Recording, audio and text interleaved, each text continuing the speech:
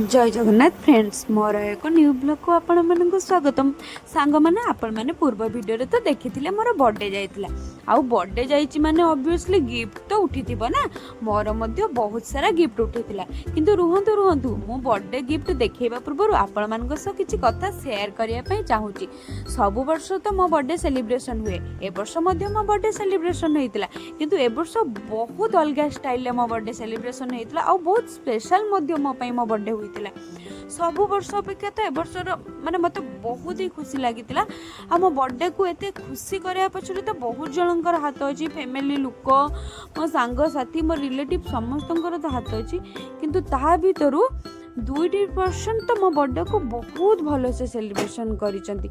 मते एते बड़ बड़ सरप्राइज देइथिले जे मु देखिकिना बहुत खुशी हो जाइथिले एवं मु देखिया मात्र के मो आखि रे लुह आसी जाइथिला।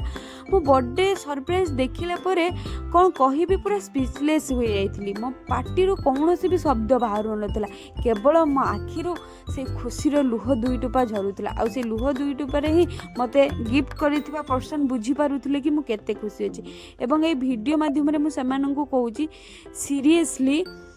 Thank you so much.